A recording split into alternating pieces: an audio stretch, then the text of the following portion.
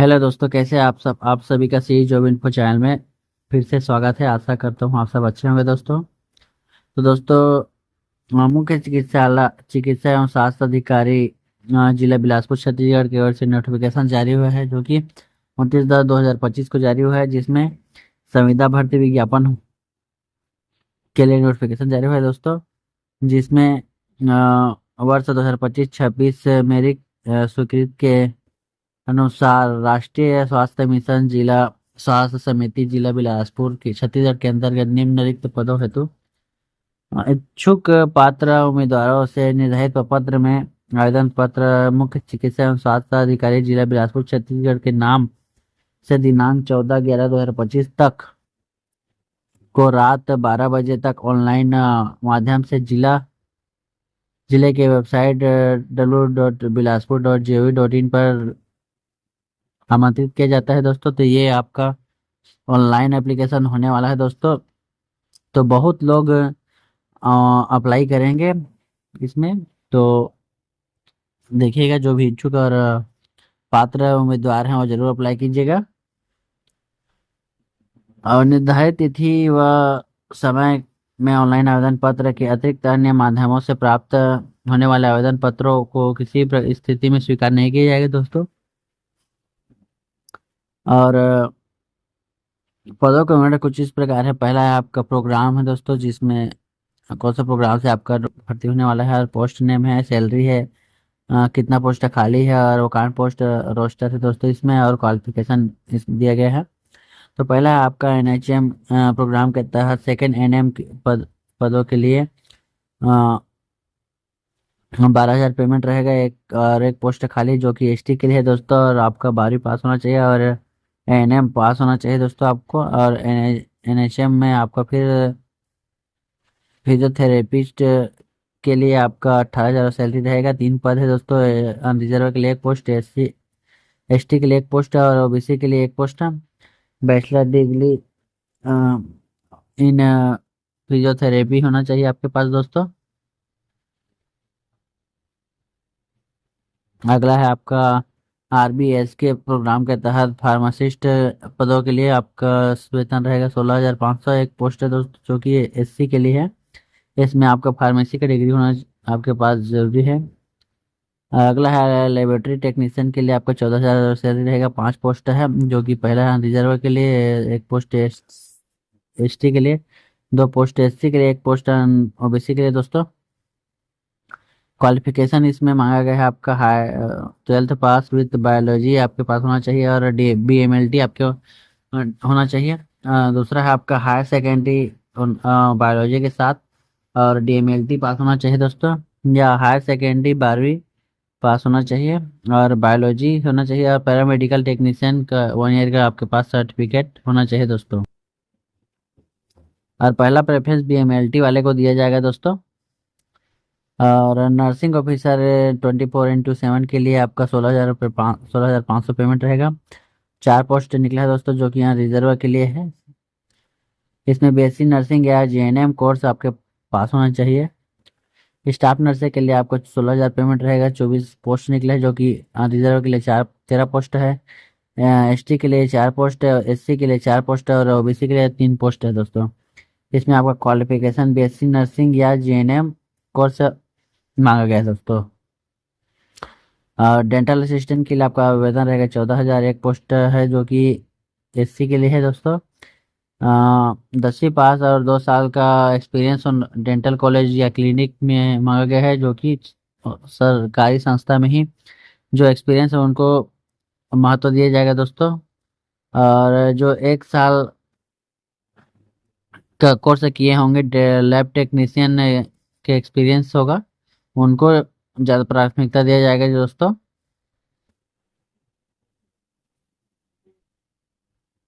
अगला पोस्ट है आपका फीडिंग डेमोस्ट्रेटर के लिए। सैलरी रहेगा आपका 12,000। 3 पोस्ट है दोस्तों, जो कि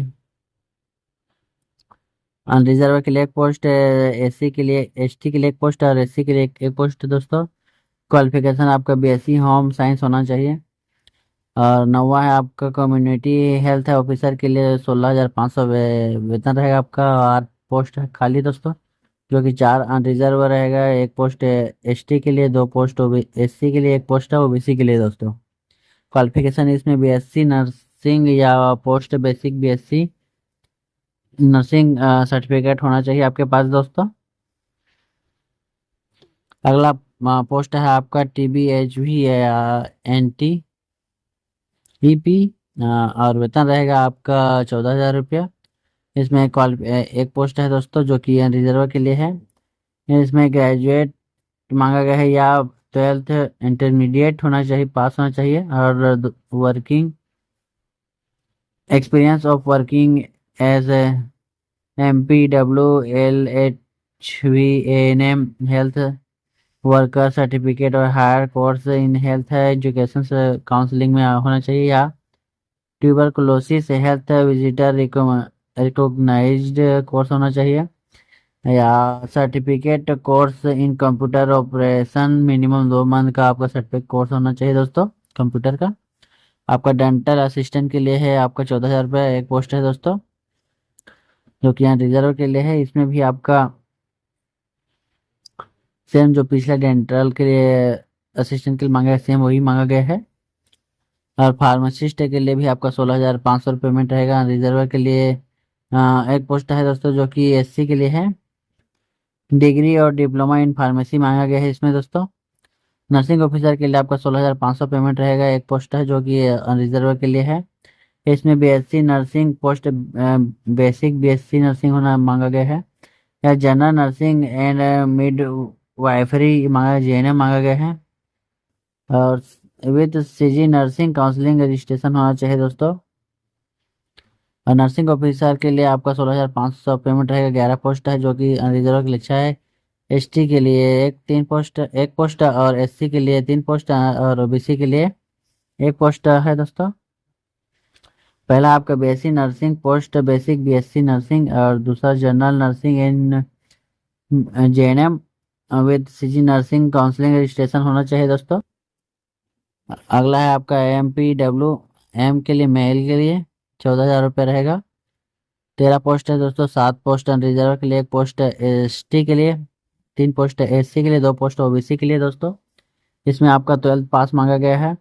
एग्जामिनेशन विद बायोलॉजी सब्जेक्ट आपके पास होना चाहिए, आपको बायोलॉजी सब्जेक्ट 12th में, और 1 साल का डिप्लोमा मल्टीपर्पज वर्कर ट्रेनिंग और equivalent training from training centre recognised by state government with registered in Chhattisgarh paramedical council में आपका मल्टीपर्पज का ट्रेनिंग होना चाहिए।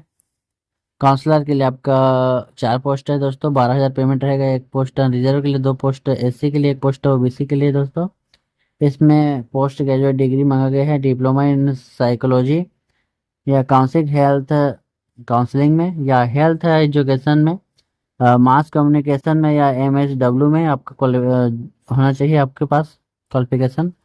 और ब्लॉक डाटा मैनेजर के लिए आपका सैलरी रहेगा 21,000 और एक पोस्ट है दोस्तों जो कि रिजर्व के लिए है। इसमें ग्रेजुएट मांगा गया है 55% प्लस PGDCA होना चाहिए, या BCA होना चाहिए 55% दोस्तों। अगला पोस्ट है आपका सेक्रेटरियल असिस्टेंट के लिए है दोस्तों, 3 पोस्ट है।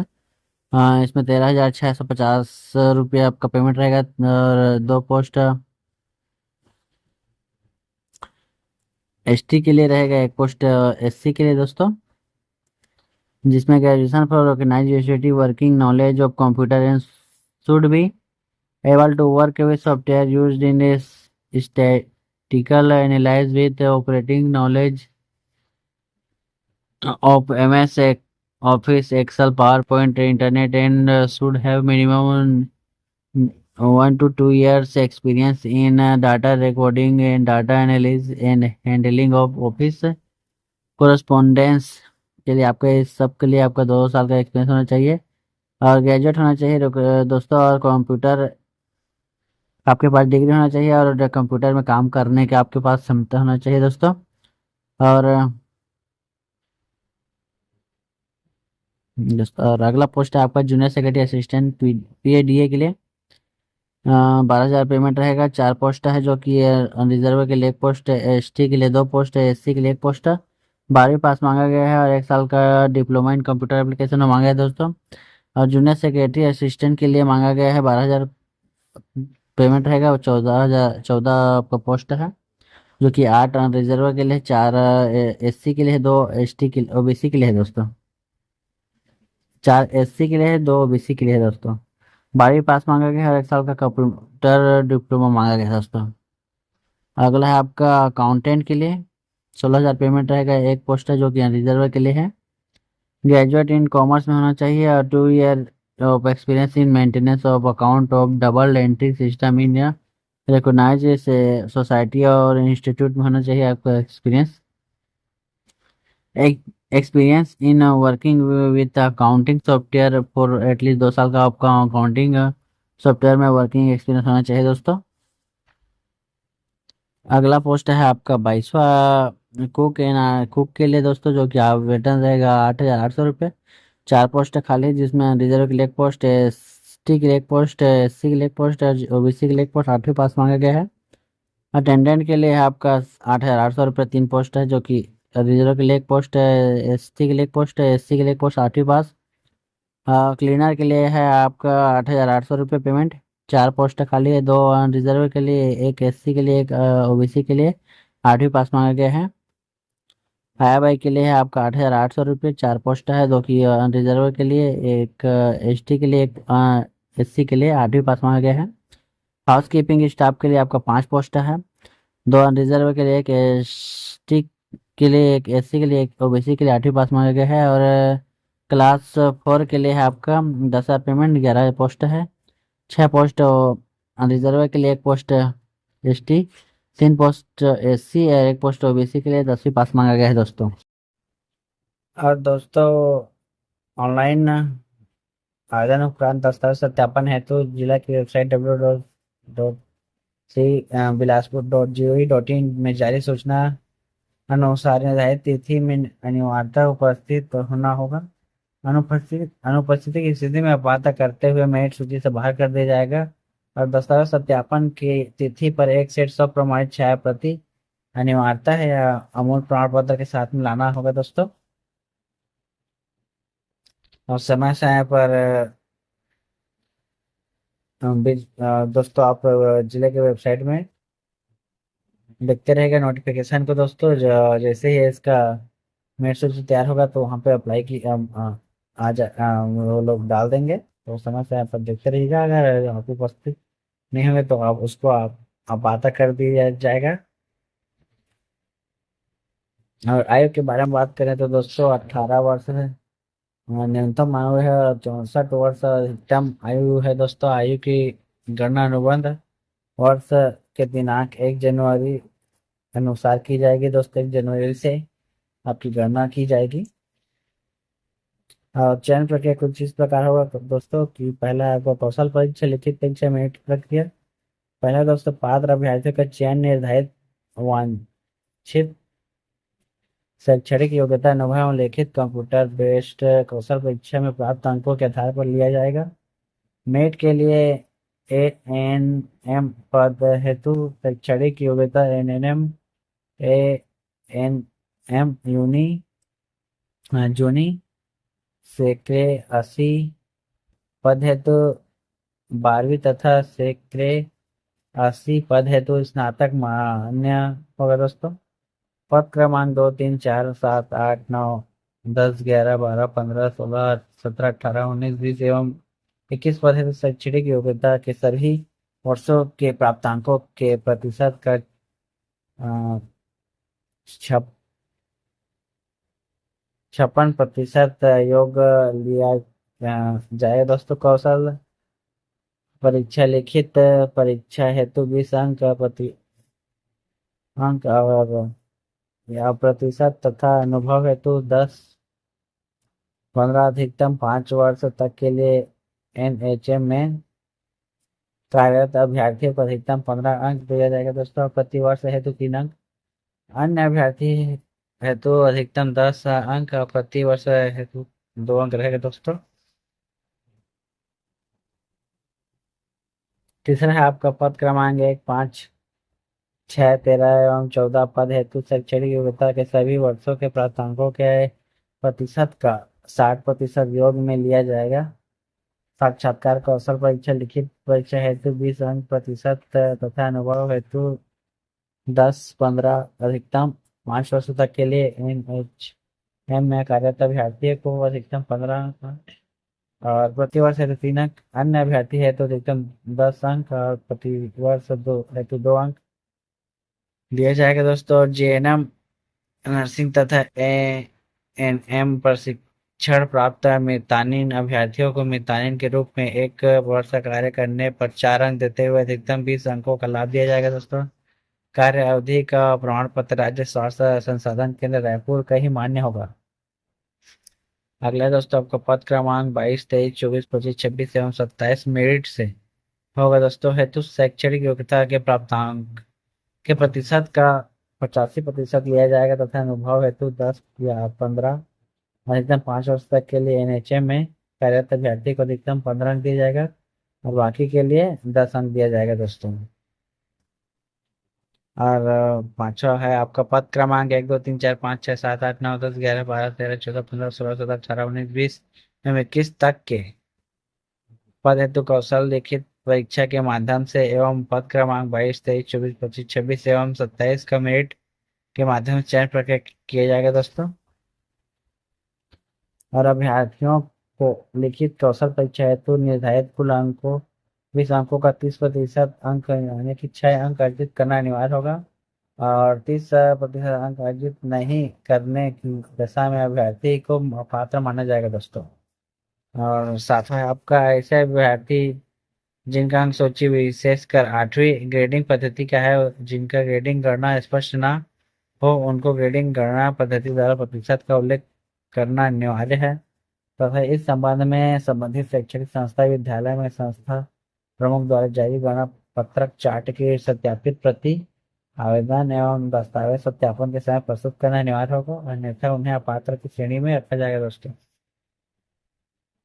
और ये सब दस्तावेजों को आपको लेके जाना होगा दोस्तों, ओरिजिनल और मूल प्रति और छाया प्रति। तो पहला आपका 10वीं की अंक सूची, 12वीं की अंक सूची या जन्म प्रमाण पत्र होगा तो भी रख लीजिएगा। मान्यता प्राप्त विश्वविद्यालय स्नातक एवं स्नातकोत्तर परीक्षा के समस्त सेमेस्टर वर्षों की अंक सूची और संबंधित डिग्री होना चाहिए, संबंधित काउंसिल के जीवित पंजीयन प्रमाण पत्र होना चाहिए और स्थायी जाति जाति पत्र स्थायी जाति प्रमाण पत्र धारक पात्र होंगे दोस्तों। और छत्तीस राज्य का समक्ष अधिकारी द्वारा जारी मूल निवास प्रमाण पत्र, मेडिकल विकलांगता प्रमाण पत्र अगर होगा तो, और अनुभव प्रमाण पत्र दोस्तों। और दोस्तों उपरोक्त समस्त दस्तावेज प्रस्तुत न करने और परीक्षण के दौरान अथवा नियुक्ति उपरांत किसी भी समय या किसी भी प्रकार से दस्तावेजों का असत्य पाए जाने पर अभ्यर्थी की नियुक्ति समाप्त की जा सकेगी दोस्तों। और JNM नर्सिंग तथा NM प्रशिक्षण प्राप्त अभ्यर्थियों को मितानिन के रूप में 1 वर्ष कार्य करने पर 4 अंक देते हुए अधिकतम 20 अंक का लाभ दिया जाएगा। कार्य अवधि का प्रमाण पत्र छत्तीसगढ़ राज्य स्वास्थ्य संसाधन केंद्र रायपुर के ही मान्य होगा दोस्तों। और शैक्षणिक योग्यता जिस संस्था से प्राप्त है उस संस्था का UGC AICTI एवं संबंधित काउंसलिंग से मान्यता प्राप्त होना अनिवार्य है। और दोस्तों आवेदक को छत्तीसगढ़ का मूल निवासी होना अनिवार्य है दोस्तों। और छत्तीसगढ़ का मूल निवासी प्रमाण पत्र न होने की स्थिति में अभ्यर्थी को आरक्षण का लाभ नहीं दिया जाएगा तथा ऐसे अभ्यर्थी को आरक्षित श्रेणी में रखा जाएगा दोस्तों। और उपरोक्त संविदा अवधि 31 मार्च 2026 तक के लिए होगी दोस्तों। कार्य मूल्यांकन शर्तों के होने की स्थिति में अवधि को वृद्धि की जा सकती है या नियमित भर्ती किए जाने पर संविदा पद स्वतः निरस्त हो जाएगा दोस्तों। तो बस आज के लिए इतना ही दोस्तों। अगर ये वीडियो आपको अच्छा लगे तो हमें कमेंट लाइक करके जरूर बताइएगा और कुछ भी डाउट होगा तो हमें कमेंट करके पूछ सकते हैं। और इस PDF का लिंक मैं आपको डिस्क्रिप्शन बॉक्स में दे दूंगा, आप वहाँ से जाके डाउनलोड कर सकते हैं और पढ़ सकते हैं अधिक जानकारी के दोस्तों पूरा डिटेल के लिए। तो बस बस इतना ही दोस्तों। अगर ये वीडियो में अंत तक बने रहे उसका धन्यवाद। और ऐसे ही वीडियो देखने के लिए हमारे चैनल को सब्सक्राइब करके बेल आइकन को ऑल पर सेट कर दीजिएगा दोस्तों। और अपने दोस्तों को भी जरूर शेयर कीजिएगा, उनको भी ये जो जानकारी जरूर दीजिएगा दोस्तों।